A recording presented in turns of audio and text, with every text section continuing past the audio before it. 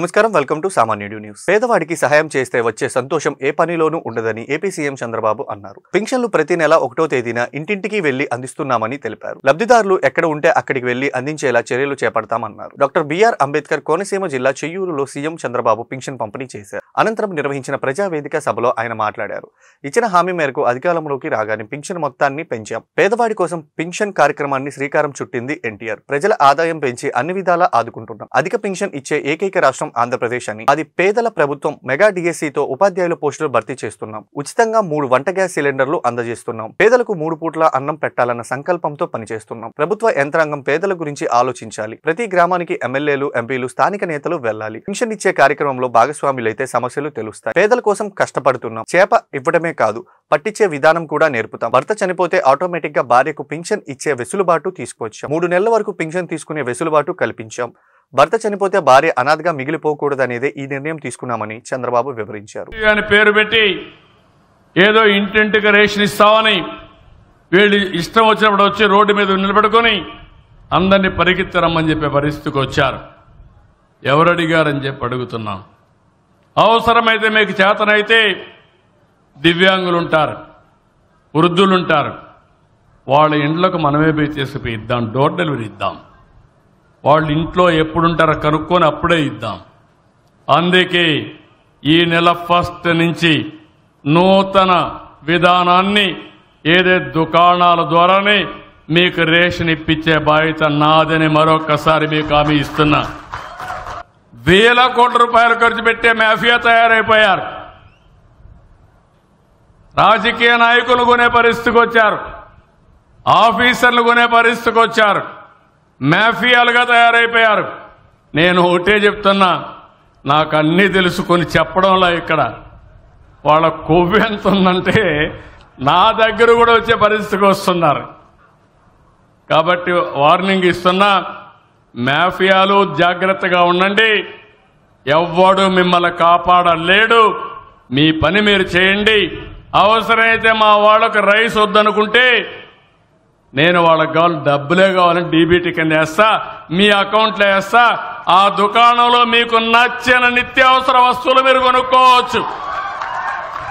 కావాలంటే బియ్యం కొనుక్కోండి, లేకపోతే ఇంకొక పక్కన పోతే మీకు కావాలంటే చక్కెర కొనుక్కోండి, తెను బండారాలు కొనుక్కోండి, గోధుమలు కొనుక్కోండి, కూరగాయలు కొనుక్కోండి. నాకేం బాధ లేదు. కానీ పేదవాడికి ఇచ్చే డబ్బులు పేదవాడికి చేరాలి. మధ్య దళారులు ఉంటే మాత్రం, దళారీలు మాఫియాలుగా తయారై డబ్బులు పెట్టి చేసే మాత్రం మీకు ఈ రాష్ట్రంలో చోటు లేదని మరొక్కసారి హెచ్చరిస్తున్నా. ఇంకో పక్క మొన్న రాజమండ్రిలో ఒక సంఘటన జరిగింది.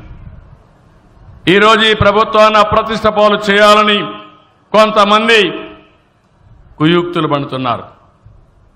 లేనిపోని సమస్యలు. సహజంగా మరణించిందని కూడా ఒక పాస్టర్ సహజంగా మరణించి దాన్ని కావాలని ఎవరో చంపారని చెప్పి పెట్టారు. నేను ఒకటే అడిగాను, నేను ఒకటే చెప్తున్నా, ఎవడైనా సరే తప్పు చేసి తప్పు చేసిన వాళ్ళ పట్ల నేను చెండ శాసనుడుగా ఉంటాను తప్ప ఎక్కడా వదిలిపెట్టాను. తెలంగాణ సీఎం రేవంత్ రెడ్డిని అగ్ర కథానాయకుడు నాగార్జున కలిశారు. సీఎం నివాసంలో ఆయన్ను కలిసి త్వరలో జరగనున్న తన చిన్న కుమారుడు అఖిల్ వివాహ వేడుకను ఆహ్వానించారు. అలాగే ఆయనతో రేవంత్ రెడ్డి కాసేపు చర్చించారు. గతేడాది నవంబర్ అక్కినేని అఖిల్ నిశ్చితార్థం జరిగిన విషయం తెలిసిందే. అప్పటి నుంచి వీరి పెళ్లి కోసం అభిమానులు ఎదురుచూస్తున్నారు. అధికారికంగా వివాహ తేదీ వెల్లడించినప్పటి జూన్ 6న ఈ వేడుక జరగనున్నట్లు సోషల్ మీడియాలో వార్తలు వస్తున్నాయి. జూన్ 1 నుంచి ప్రతి పేద కుటుంబానికి రేషన్ దుకాణాల ద్వారా నిత్యావసర సరుకులు అందించడమే కూటమి ప్రభుత్వం లక్ష్యమని డిప్యూటీ సీఎం పవన్ కళ్యాణ్ తెలిపారు. ఇకపై ప్రతి నెల 1వ తేదీ నుంచి 15వ తేదీ వరకు ఉదయం 8 గంటల నుంచి మధ్యాహ్నం 12 గంటల వరకు, తిరిగి సాయంత్రం 4 గంటల నుంచి 8 గంటల వరకు చౌక ధరల దుకాణం అందుబాటులో ఉంటున్నాయని అన్నారు. పేదలకు రేషన్ సరుకులు అందించే చౌక ధరల దుకాణాల్లో గత ప్రభుత్వం మూసివేసిందని ఆరోపించారు. ఇంటింటికి అందిస్తామని 1600 కోట్లతో గత వైసీపీ ప్రభుత్వం వాహనాలను కొనుగోలు చేసింది. ఇంటింటికి ఇవ్వడం మానేసి నెలలో 1-2 రోజులు మాత్రమే జంక్షన్లో వాహనాలు నిలిపి ఇవ్వడంతో ఎంతో మంది పేదలు సరుకులు అందక ఇబ్బందులు పడ్డారు. ఆ వాహనం ఎప్పుడు వస్తుందో తెలియక రోజువారీ పనులు మానుకొని చిరుద్యోగులు సెలవులు పెట్టుకోవాల్సి వస్తుందని, మిగిలిన రేషన్ బియ్యం సరుకులు అక్రమంగా తరలిస్తున్న విషయం సీఎం చంద్రబాబు నేతృత్వంలోని కూటమి ప్రభుత్వం పూర్తి స్థాయిలో విచారణ జరిపింది. వేలాది టన్నుల అక్రమ బియ్యాన్ని కాకినాడ, విశాఖ పోర్టులో పట్టుకుంది. వీటిని అరికట్టేందుకు చౌక ధరల దుకాణాల ద్వారా పేదలకు నిత్యావసరాలు అందించాలని ప్రభుత్వం నిర్ణయించింది. సూపర్ స్టార్ కృష్ణ జీవితాన్ని వర్ధమాన సినీ హీరోలు ఆదర్శంగా తీసుకోవాలని గుంటూరు తూర్పు ఎమ్మెల్యే మొహమ్మద్ నజీర్ పిలుపునిచ్చారు. తెలుగు సినీ ఇండస్ట్రీలో నూతన ఆవిష్కరణకు ఆయన ఆద్యుడు అని కితాబిచ్చారు. సూపర్ స్టార్ కృష్ణ 82వ జయంతి సందర్భంగా ఈ కార్యక్రమంలో గుంటూరు తూర్పు ఎమ్మెల్యే మొహమ్మద్ నజీర్ కార్యాలయంలో శనివారం ఘనంగా జరిగింది. ఈ సందర్భంగా కృష్ణ అభిమానులు ఏర్పాటు చేసిన బర్త్డే కేక్ ను ఎమ్మెల్యే కట్ చేసి వారితో ఆనందాన్ని పంచుకున్నారు. ఈ మేర ఎమ్మెల్యే మీడియాతో మాట్లాడుతూ సూపర్ స్టార్ కృష్ణ సినీ రంగంతో పాటు రాజకీయ రంగంలో కూడా ప్రతిభ చాటారని గుర్తు చేశారు. కృష్ణ ఆశయాలను ఆయన అభిమానులు ఆదర్శంగా తీసుకోవాలని అన్నారు.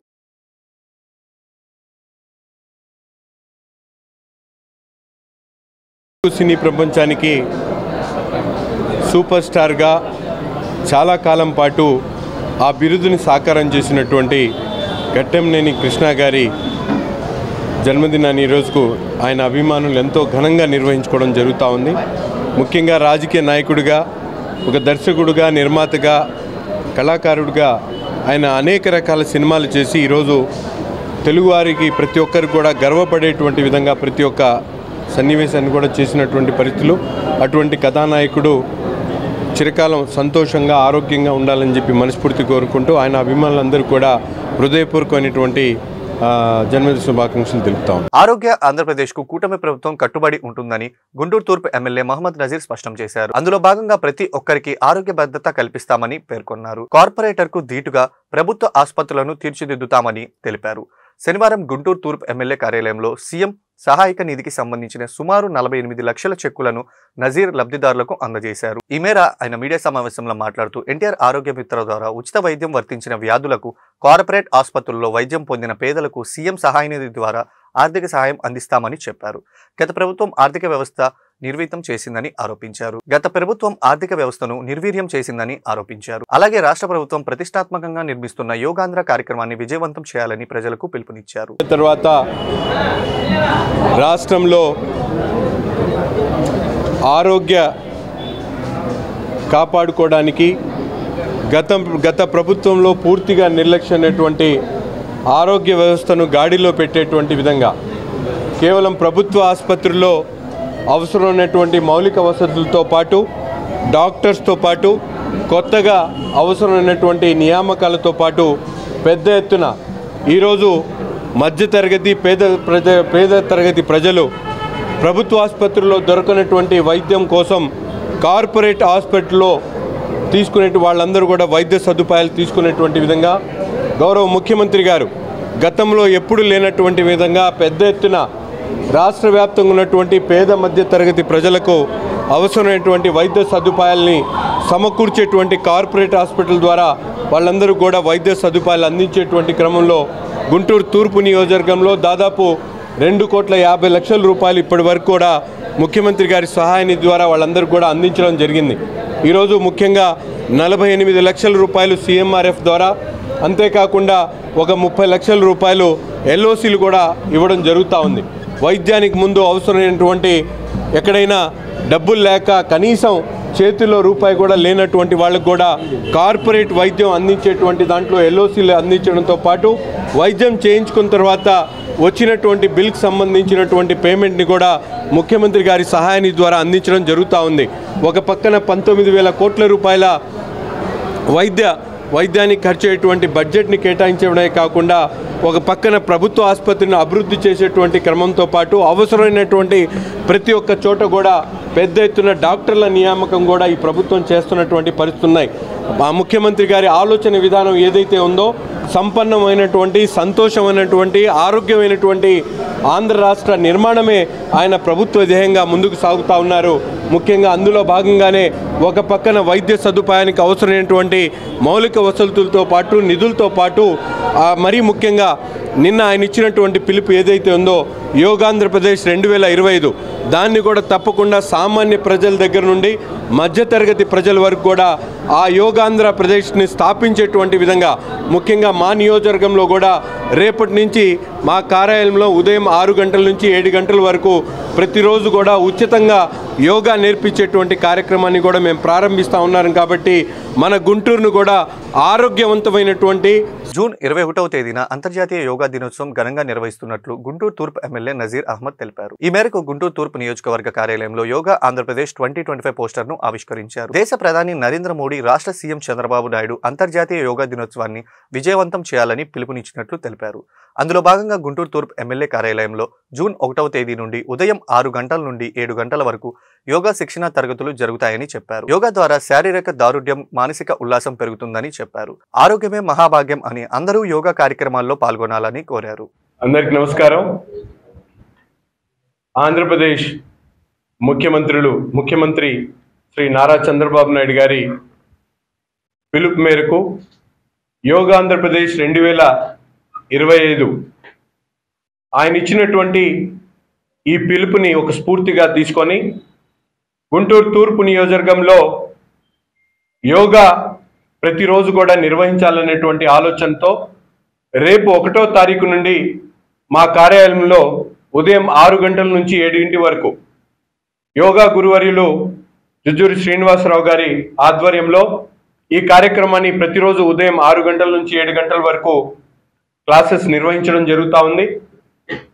ప్రతి ఒక్కరు కూడా ఈ ప్రాంతంలో ఉన్నటువంటి ప్రతి ఒక్కరు కూడా ఈ సేవలను వినియోగించుకోవాలని చెప్పి మనస్ఫూర్తిగా కోరుకుంటూ ముఖ్యమంత్రి గారి ఆలోచన విధానం ఏదైతే ఉందో ఆంధ్ర రాష్ట్రంలో ప్రతి ఒక్కరూ సంతోషంగా, ఆరోగ్యంగా, సంపన్నంగా ఉండాలనేటువంటి మా గౌరవ ముఖ్యమంత్రి గారి పిలుపు.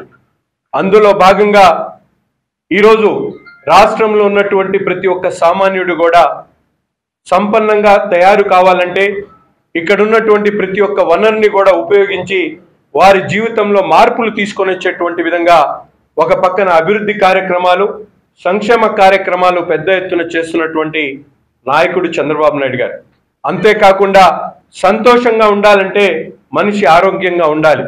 ఆరోగ్యంగా ఉండాలంటే దానికి కావాల్సినటువంటి ప్రతి ఒక్క కార్యక్రమాన్ని కూడా పూర్తిగా పెంపొందించాలనేటువంటి ఒక దూరదృష్టితో, ఆలోచనతో యోగాంధ్రప్రదేశ్ 2025 పేరుతో ఏదైతే భారతదేశంలో నరేంద్ర మోడీ గారు రేపు జూలై 21న జూన్ 20 శిబిరాన్ని ఒకటి ఏర్పాటు చేస్తూ ముఖ్యంగా మన తూర్పు నియోజకవర్గంలో శాసనసభ్యులైనటువంటి నజీర్ గారి ఆధ్వర్యంలో వారి కార్యాలయంలోనే 1వ తారీఖు నుంచి యోగా శిబిరాన్ని ఏర్పాటు చేయడం జరుగుతుంది.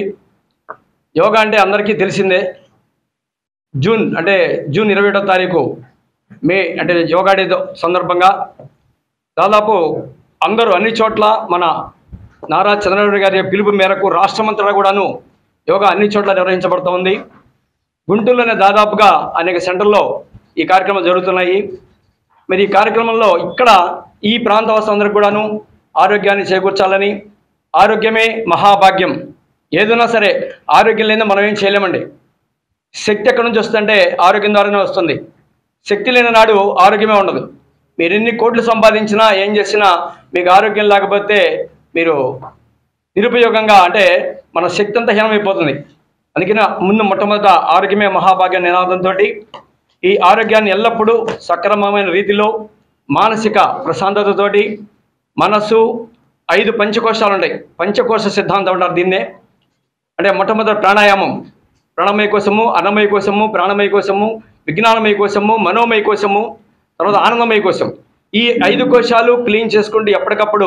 తెలుగుదేశం పార్టీ కార్యాలయంపై దాడి కేసులో గుంటూరు సిఐడి కార్యాలయంకి వచ్చిన మాజీ ఎమ్మెల్యే ఆల రామకృష్ణారెడ్డి సిఐడి పోలీసుల విచారణ అనంతరం ఆర్కే మీడియాతో మాట్లాడారు. తెలుగుదేశం పార్టీ కార్యాలయంపై దాడి చేసిన సమయంలో నేను అక్కడ లేను అని చెప్పానని అన్నారు. నేను మా పొలంలో పనిచేసుకుంటున్నానని చెప్పానని అన్నారు. అంతకు ముందు కూడా నేను అదే సమాధానం చెప్పానని అన్నారు. సిఐడి పోలీసులు అడిగిన అన్ని ప్రశ్నలకు సమాధానం చెప్పానని అన్నారు. ఛార్జ్ షీట్ వేసే సమయంలో నన్ను 127వ నిందితుడిగా చేర్చడం అన్యాయమని చెప్పారు. 2014వ సంవత్సరంలో లోకేష్ పై ఎమ్మెల్యేగా నేను గెలిచానని నా పేరు చేర్చారని అనుకుంటున్నానన్నారు. సీసీ ఫుటేజ్ లో నేను లేను. గత ప్రభుత్వ విచారణలో నా పేరు లేదు. ఈ ప్రభుత్వ విచారణలో నా పేరు లేదని చెప్పారు. 2021వ సంవత్సరంలో మంగళగిరిలో తెలుగుదేశం పార్టీ ఆఫీసు మీద జరిగినటువంటి దాడికి సంబంధించి దానిలో నా పాత్ర కూడా ఉంది అని చెప్పి గుంటూరు సిఐడి వాళ్ళు సుమారు 4-5 రోజుల క్రితం నాకు నోటీస్ ఇవ్వడం జరిగింది. ఆ నోటీసులో నన్ను 127వ ముద్దాయిగా చేరుస్తూ విచారణకి ఈ రోజున అంటే మే 31వ తారీఖున హాజరుగమ్మని చెప్పిన దాని మీద ఈ రోజున నేను నా న్యాయవాదులతో కలిసి ఈ రోజున గుంటూరు సిఐడి ఆఫీసు రావడం జరిగింది. సుమారు 1.5-2 గంటలు వాళ్ళు నన్ను విచారించడం జరిగింది. జరిగినటువంటి వాస్తవాలన్నీ కూడా నేను సిఐడి వారి నోటీస్ తీసుకొని వెళ్ళాను. ఆ రోజున నేను లేను, అసలు నాకు తెలియదు ఈ విషయం గురించి కూడా. ఎప్పట్లాగనే నేను ఆ రోజున కూడా ఆ దాడి జరిగినటువంటి రోజున నేను వ్యవసాయం చేసుకుంటా ఉన్నాను, నా పొలంలో ఉన్నాను, కావాలంటే మీరు చెక్ చేసుకోండి అని చెప్పాను నేను వాళ్ళకి. వాళ్ళు అడిగిన మిగతా ప్రశ్నలన్నిటికీ కూడా నేను పూర్తిగా నాకు తెలిసినంత వరకు నేను సమాధానం ఇవ్వడం జరిగింది. అసలు నాకు నోటీస్ ఇవ్వటం అని అంటేనే ఎంత దారుణమో ఆలోచించమని చెప్పి నేను కోరుతా ఉన్నాను అందరినీ కూడా. ఎందుకంటే 2021లో జరిగినటువంటి సంఘటనకి సంబంధించి ఆ రోజు ఉన్నటువంటి పోలీసు అధికారులు దర్యాప్తు చేసి ఆ దర్యాప్తులో వాళ్ళు ఆ దర్యాప్తుకి సంబంధించిన విధంగా కొంతమంది నేరస్తుల్ని వాళ్ళు చేర్చుకోవడం జరిగింది ఆ దర్యాప్తులో భాగంగా. మళ్ళీ ఈ ప్రభుత్వం వచ్చిన తర్వాత కూడా మరికొంతమందిని ఆ దాడికి సంబంధించి అదే దర్యాప్తులో యాడ్ చేయడం జరిగింది. ఇంత జరిగినా కూడా ఈ ప్రభుత్వం వచ్చి సంవత్సర కాలం గడిచిన తర్వాత కూడా ఇంత అయినా కూడా మళ్ళీ లాస్ట్లో నన్ను చేర్చడం అని అంటే ఇది వాస్తవానికి నేను అనుకుంటుంది వాళ్ళకి తెలుసు, తెలుగుదేశం వాళ్ళకు కూడా ఆ దాడిలో నేను లేను, నా పాత్ర ఉండదు అని చెప్పి తెలిసినా కూడా మరి నేను గతంలో అక్కడ నారా లోకేష్ గారి మీద గెలుచున్నాను. మరి 2014 నుంచి 2019 వరకు అప్పుడు తెలుగుదేశం అధికారంలో ఉండగా చంద్రబాబు నాయుడు గారు చేసినటువంటి ప్రజా వ్యతిరేక విధానాలన్నింటినీ నేను ఎదుర్కోవడం కూడా అందరికీ చేసేటువంటి విషయమే. ఇలాంటివన్నీ కూడా దృష్టిలో పెట్టుకొని రాజకీయ కక్షనే నేపథ్యంగా చేసుకొని ఛార్జ్ షీట్ వేసేటప్పుడు అర్హత ఉన్న ప్రతి ఒక్కరికి సామాజిక భద్రతా పెన్షన్ అందిస్తామని గుంటూరు తూర్పు ఎమ్మెల్యే మొహమ్మద్ నజీర్ స్పష్టం చేశారు. ఎన్నికల హామీలను కూటమి ప్రభుత్వం చిత్తశుద్ధితో అమలు చేస్తున్నారని, రాష్ట్ర వ్యాప్తంగా 65 లక్షల మందికి పెన్షన్ అందించామని ప్రకటించారు. స్థానిక 11వ డివిజన్ ఆనందపేట గుంటూరు తూర్పు ఎమ్మెల్యే మొహమ్మద్ నజీర్ లబ్ధిదారులకు పెన్షన్ అందజేశారు. ఈ మేరకు ఆయన మీడియాతో మాట్లాడుతూ గత వైసీపీ ప్రభుత్వం అనేక కారణాలతో తొలగించిన పెన్షన్లను తిరిగి పునరుద్ధరించేలా నూతన పెన్షన్ కార్యక్రమానికి శ్రీకారం చుట్టామని అన్నారు. ఆనందపేట అభివృద్ధికి కట్టుబడి ఉంటామని తెలిపారు. ఇచ్చినటువంటి మాట ప్రకారం సామాజిక పెన్షన్లు 3,000 నుంచి 4,000 చేయడమే కాకుండా ఈ బెడ్ మీద ఉన్నటువంటి పేషెంట్కి 15,000 వరకు, అలాగే వివిధ వర్గాలు 11,000, 9,000 పెన్షన్స్తో ఈరోజు రాష్ట్రంలో దాదాపు 65 లక్షల మందికి పెన్షన్లు ఇవ్వడం జరుగుతూ ఉంది. ఈ నెలలో కూడా కొత్తగా పెన్షన్స్ రాయడం కూడా మొదలుపెట్టాం. అర్హులైనటువంటి ప్రతి ఒక్కరికి కూడా పెన్షన్లు ఇచ్చేటువంటి కార్యక్రమంతో పాటు గత ప్రభుత్వంలో అందరం కూడా చూసాం. కరెంటు బిల్లు ఎక్కువ వచ్చిందనో, లేకపోతే ఇల్లు పెద్దది ఉందనో, లేకపోతే ఆ కారు కొన్నారనో అనేక రకాలుగా పేదవాళ్లకు, వృద్ధులకు, వితంతువులకు, వికలాంగులకు పెన్షన్లు ఎగ్గుతున్నటువంటి పరిస్థితులు గత ప్రభుత్వంలో ఉంటే ఈరోజు 1 సంవత్సర కాలంలోనే చెప్పినటువంటి మాట ప్రకారం 4,000 నుంచి 15,000 వరకు పెన్షన్లు ఇచ్చేటువంటి కార్యక్రమంతో పాటు ముఖ్యంగా ఈ ఆనందపేట ప్రాంతంలో కొన్ని సమస్యలు ఉన్నాయి. వాటి మీద అధికారులను గతంలోనే 2-3 సార్లు చెప్పడం జరిగింది. తప్పకుండా ఈ నెలలో దీని మీద యుద్ధ ప్రాతిపదికన అభివృద్ధి కార్యక్రమాలు, ముఖ్యంగా డ్రైన్స్తో పాటు సీసీ రోడ్ని కూడా నిర్మించేటువంటి కార్యక్రమం చేస్తానని చెప్పి స్థానిక ప్రజల్ని చెప్పడం జరుగుతూ ఉంది. ఈ ప్రాంతంలో ముఖ్యంగా గతంలో ఎప్పుడు పట్టించుకున్నటువంటి పరిస్థితులు ఈరోజు కొత్తగా వచ్చినటువంటి ప్రభుత్వంలో ప్రతి ఒక్క వీధిలో కూడా సందర్శించి అక్కడ ఉన్నటువంటి స్థానిక ప్రజల సమస్యలను కనుక్కొని డ్రైన్ను అలాగే యూజీడీ పార్క్ను కూడా పూర్తి చేస్తామని చెప్పి ఈ సందర్భంగా తెలియజేస్తారు. ఎన్నికల హామీలను అమలు చేయకుండా రాష్ట్ర ముఖ్యమంత్రి నారా చంద్రబాబు నాయుడు ప్రజలను వెన్నుపోటు పొడిచారని గుంటూరు పార్లమెంట్ వైసీపీ పరిశీలకులు పోతిని మహేష్, వైసీపీ జిల్లా అధ్యక్షులు అంబటి రాంబాబు ఆరోపించారు. దీనిపై జూన్ 4వ తేదీన రాష్ట్ర వ్యాప్తంగా వైసీపీ ఆధ్వర్యంలో వెన్నుపోటు దినాన్ని నిర్వహిస్తున్నామని ప్రకటించారు. శనివారం గుంటూరు జిల్లా వైసీపీ కార్యాలయంలో ఏర్పాటు చేసిన మీడియా సమావేశంలో వారు మాట్లాడుతూ కూటమి ప్రభుత్వం ప్రకటించిన ఏ ఒక్క హామీ అమలు కాలేదన్నారు.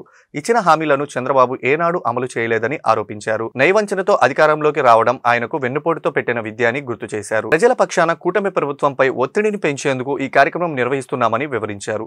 ఈ సమావేశంలో వైసీపీ ఎమ్మెల్యేలు, కార్పొరేటర్లు పాల్గొన్నారు. వెన్నుపోటు దినాన్ని నిర్వహించాలని వైఎస్ఆర్ కాంగ్రెస్ పార్టీ నిర్ణయించుకున్నది. దానిలో భాగంగానే ఇవాళ ఈ కార్యక్రమాన్ని మేము చేశాం. 7 నియోజకవర్గాలు కూడా ఇదే విధంగా మన జిల్లా అబ్జర్వర్గా వచ్చినటువంటి పోతిన మహేష్ గారు మేము కలిసి సన్నాహాలు చేసుకునేటువంటి కార్యక్రమం చేస్తున్నాం. సంవత్సరం పాటు పరిపాలన చేసినటువంటి ఈ ప్రభుత్వం ఇచ్చిన వాగ్దానాలను నెరవేర్చడంలో పూర్తిగా విఫలమైంది. ఆ విఫలమైనటువంటి అంశాన్ని ప్రజలకు తెలియపరిచేందుకు పెద్ద ఎత్తున ఈ కార్యక్రమాన్ని నిర్వహించబోతున్నామని ఈ సందర్భంగా తెలియపరుస్తున్నాం. గుంటూరు జిల్లాలో రౌడీ షీటర్లపై ఉక్కుపాదం మోపుతామని ఎస్పీ సతీష్ కుమార్ స్పష్టం చేశారు. రౌడీ షీటర్ అనే పదమే వినిపించకుండా చేస్తామని ప్రకటించారు. రౌడీ షీటర్ కదలికలపై నిరంతరం నిఘా పెట్టామని అన్నారు. తెనాలి ఐతానగర్ ఘటనపై ఉన్నత స్థాయి అధికారులతో విచారణకు ఆదేశించామన్నారు. శనివారం గుంటూరు ఈస్ట్ డీఎస్పీ కార్యాలయంలో ఎస్పీ ఆకస్మిక తనిఖీ చేశారు.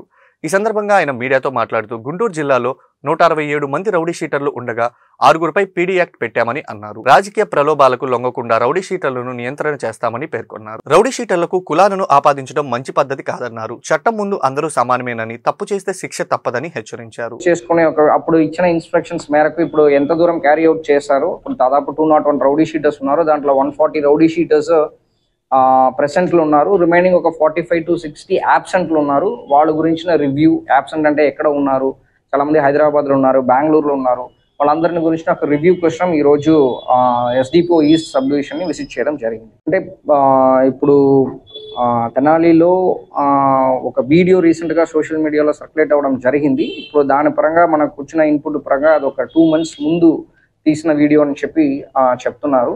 దాని మేరకు మనం ఒక ఎంక్వైరీకి ఒక ఆఫీసర్ని అపాయింట్ చేయడం జరిగింది. అది ఎంక్వైరీ జరుగుతున్నాయి. అంటే ఇప్పుడు అక్కడ ఈ వీడియోలో కనిపిస్తున్న వాళ్ళు ఎవరు ఉన్నారో వాళ్ళు డోమా రాకేష్, తర్వాత విక్టర్, తర్వాత కరీముల్లా అని చెప్పేసి 3 దాంట్లో కనిపిస్తున్నారు. ఇప్పుడు దీంట్లో రాకేష్ వాళ్ళపైన ఒక 8 కేసులు ఉన్నాయి. దాంట్లో ఈవెన్ రాబరీ కేసు, తర్వాత విక్టర్ అనే వ్యక్తి పైన కూడా robbery cases plus NDPS case కూడా ఉన్నాయి. వీళ్ళ పైన అటెంప్ట్ మర్డర్ కేసెస్ కూడా ఉన్నాయి. సో దీంట్లో ఏంటంటే మనకి వేము అలియాస్ కిల్లర్ అనే ఒక వ్యక్తి కూడా అబ్స్కాండింగ్ ఉన్నారు. వాళ్ళపైన కూడా మర్డర్ కేసు కూడా ఒకటి ఉంది, తర్వాత అటెంప్ట్ మర్డర్ కేసు కూడా 2 ఉంది. సో ఇది ఓవరాల్ ఇదన్నీ కూడా దీంట్లో ఉన్న ఈ 4 నేను చెప్పిన కిల్లర్ కానీ, డోమా రాకేష్ కానీ, తర్వాత విక్టర్ కానీ, తర్వాత కరీముల్లా కానీ అందరూ కూడా మన లడ్డు అని చెప్పేసి ఈ లడ్డు గ్యాంగ్ని చెందిన వాళ్ళు. ఈ లడ్డు పైన ఆల్రెడీ 3 మర్డర్ కేసు ఉంది. వాళ్ళ పైన రౌడీ షీట్ కూడా ఉంది. దీంట్లో Rakesh as well as Victor పైన కూడా రౌడీ షీట్ ఉంది. ఈ లడ్డు అనే వ్యక్తి కూడా రీసెంట్ టైమ్స్లో మన preventive detention act PD act కింద కూడా మనం జైల్లో సరెండర్ చేయడం జరిగింది. అంటే వీళ్ళందరూ కూడా మనకి ఇప్పుడు సురేంద్ర అని చెప్పేసి వాళ్ళపైన కూడా రౌడీ షీట్ ఉంది. వీరయ్య, వీళ్ళందరూ కూడా ఈ లడ్డు గ్యాంగ్తో పాటు రిలేటెడ్గా ఉండడము. సో ఇప్పుడు ఈవెన్ ఎలక్షన్ అప్పుడు కూడా 81/24 అని చెప్పేసి మన సుధాకర్ ఒక వ్యక్తిని కొట్టిన వీడియో కూడా చాలా వైరల్ అయింది. దాంట్లో కూడా ఈ సురేంద్ర అనే వ్యక్తి కూడా ఉన్నారు. సో సురేంద్ర, వీరయ్య, లడ్డు, తర్వాత వాళ్ళ అనుచరులు అందరూ కలిసి ఇలాంటి యాక్టివిటీస్లో గతంలో ఇన్వాల్వ్ అయినది బేస్ చేసుకొని వీళ్ళు 3 అది అలాగా కొనసాగించడము, లడ్డుకొని లీడ్ చేయడము, దీనివల్ల ఈ పరిస్థితి రావడం జరిగింది. సో ఆల్రెడీ ఇప్పుడు 2 months ముందు అని చెప్తున్నారు. 10వ తరగతి పరీక్షా పేపర్లు మూల్యాంకనంలో కూటమి ప్రభుత్వం పూర్తిగా విఫలమైందని ఏఐఎస్ఎఫ్ రాష్ట్ర ప్రధాన కార్యదర్శి బందెల నాసర్జీ ఆరోపించారు. 10th పరీక్షల నిర్వహణలో రాష్ట్ర విద్యాశాఖ మంత్రి నారా లోకేష్ దారుణంగా ఫెయిల్ అయ్యారని మండిపడ్డారు. 10వ తరగతి పరీక్ష రాసిన విద్యార్థుల జీవితాలతో మంత్రి లోకేష్ చెలగాటమాడరాదని దుయ్యబెట్టారు. గుంటూరు కొత్తపేట మల్లయ్య లింగయ్య భవనం నందు అఖిల భారత విద్యార్థి సమాఖ్య గుంటూరు జిల్లా సమితి ఆధ్వర్యంలో జరిగిన మీడియా సమావేశంలో ఆయన మాట్లాడుతూ 10వ తరగతి పరీక్షా ఫలితాలు విషయంలో ప్రభుత్వం తీసుకున్న తొందరపాటు చర్యల వల్ల వేలాది మంది విద్యార్థుల జీవితాలపై నీలినీడలు కమ్ముకున్నాయని మండిపడ్డారు. ఎన్నికల హామీ మేరకు నూతన మెడికల్ కళాశాల ఏర్పాటుకు మంత్రి లోకేష్ చర్యలు తీసుకోవాలని అన్నారు. ఉపాధ్యాయుల మీద ఒత్తిడి తీసుకురావడం వల్లనే అనేక మంది విద్యార్థులకి మార్కులు తప్పడం జరిగింది. ప్రధానంగా ఒక పాప, ఏలూరు చెందిన పాప, బాపట్ల జిల్లా చెందిన పాప, ఒక విద్యార్థిని రీవాల్యుయేషన్ మీద మన నమ్మకం లేదు, మాకు పేపర్ పంపించనని చెప్పని బోర్డును కోవడం జరిగింది. పేపర్ వచ్చిన తర్వాత వారికి కేవలం 14 పేపర్లు రాస్తే 8 పేపర్లు మాత్రమే రీవాల్యుయేషన్ కౌంటింగ్ చేయడం జరిగింది. అంటే ఇలాంటి పేపర్లు అనేక మంది ఉన్నాయి. అనేక మంది పేద వర్గాల విద్యార్థులు ఇంటర్మీడియట్ తర్వాత 10th తర్వాత రెసిడెన్షియల్ కాలేజెస్కి IIITలో కోచింగ్ అడ్మిషన్ తీసుకుందామని చెప్పని అనేక మంది కళలు కంటే ఆ కళల్ని పూర్తిగా రాష్ట్ర ప్రభుత్వం నిర్వీర్యం చేస్తూ ఉంది. కాబట్టి ఏఎస్ఎఫ్గా స్పష్టంగా తెలియజేస్తూ ఉన్నాం, కూటమి ప్రభుత్వానికి మహానాడు ఉన్నటువంటి ఇంట్రెస్ట్, శ్రద్ధ ఈ రాష్ట్రంలో విద్యార్థుల మీద లేదు. కేవలం నారా లోకేష్ గారికి వర్కింగ్ ప్రెసిడెంట్ ఇవ్వాలి, లేదా ఇవ్వాలి అని చెప్పని కోరుతున్నారు తప్ప ఆ మహానాడుని చూపించి అడ్డం పెట్టి ఈ 10th క్లాస్ వాళ్ళ విద్యార్థులకి రీవాల్యుయేషన్ చాలా అన్యాయం జరుగుతూ ఉంది. కాబట్టి స్పష్టంగా తెలియజేస్తున్న విద్యాశాఖ మంత్రి గారికి, మీరు మీ గుర్తింపు కోసం ఏదో కొత్త ప్రయత్నాలు చేసి విద్యార్థి జీవితాలు చెలగాటం ఆడొద్దు. ప్రధానంగా గతంలో ఏ విధంగా అయితే ఉందో కరెక్షన్ విధానం, ఆ విధానంతో అమలు చేసి విద్యార్థులు న్యాయం చేయాలని డిమాండ్ చేస్తూ ఉన్నాం. కాబట్టి భవిష్యత్తులో కూడా 10వ తరగతి విద్యార్థులతో కానివ్వండి, ఇతర తరగతి విద్యార్థులతో కానివ్వండి చెలగాటం ఆడితే మాత్రం ఏఐఎస్ఎఫ్గా ప్రత్యక్ష ఆందోళన కార్యక్రమాలు చేపడతామని హెచ్చరిస్తూ ఉన్నాం. అదేవిధంగా మెడికల్ కళాశాలలో కూడా అనేక అన్యాయం జరుగుతూ ఉంది. వేలాది మంది విద్యార్థులు పూర్తిగా నష్టపోతూ ఉన్నారు. గతంలో జగన్ గారి హయాంలో ఈ రాష్ట్రానికి 17 మెడికల్ కళాశాలలు వచ్చినాయి. 17 మెడికల్ కళాశాలల్లో 5 కళాశాలలు ప్రారంభించారు. ఈ విద్యా సంవత్సరం ఒకవేళ అధికారంలో ఉంటే మరొక 5 ప్రారంభిస్తాము, 2026 సంవత్సరంలో ఇంకొక 7 ప్రారంభిస్తాం గతంలో జగన్ గారు హామీ ఇవ్వడం జరిగింది. హామీ ప్రకారం గతంలో 5 కళాశాలలు ప్రారంభించారు, వందలాది సీట్లు ఇచ్చారు. కానీ నారా లోకేష్ గారు మాత్రం మేము అధికారంలోకి వస్తే ఒకే సంవత్సరంలో 17 మెడికల్ కళాశాలలు ప్రారంభిస్తామని హామీ ఇచ్చి జీవో నెంబర్ 107, 108 రద్దు చేసి బి కేటగిరీగా, సి కేటగిరీగా అమ్ముకునే సీట్లు మేము అమ్ముకోము, 100% మేము పూర్తిగా కన్వీనర్ కోటాలో సీట్లు ఇస్తామని చెప్పని తన సొంత మంగళగిరి నియోజకవర్గంలో హామీ ఇవ్వడం జరిగింది. కానీ అధికారంలోకి వచ్చిన తర్వాత ఎక్కడ ఒక కళాశాల ప్రారంభించలేదు. పులివెందుల్లో కేవలం కక్షపూరితంగానే కళాశాల పూర్తయ్యి విద్యా సంవత్సరం మొదలయ్యి ఈ సంవత్సరం నుంచి కళాశాల ప్రారంభించుకోవడానికి అవకాశం ఉన్నా కూడా మాకు ఈ కళాశాల అవసరం లేదని చెప్పని నేషనల్ మెడికల్ కౌన్సిల్ లెటర్ రాయడం జరిగింది. కాబట్టి ఏఎస్ఏగా ప్రశ్నిస్తూ ఉన్నాం, మీకు అణగారిన వర్గాల విద్యార్థులు అన్ని వర్గాలు ఉన్నటువంటి ఉన్నత వర్గాలు కానివ్వండి, అణగారిన వర్గాలు కానివ్వండి, మెరిట్ విద్యార్థి. ఈ వార్తలు ఇంతటితో సమాప్తం. తిరిగి మరో బులెటిన్లో మళ్ళీ కలుద్దాం. నమస్కారం.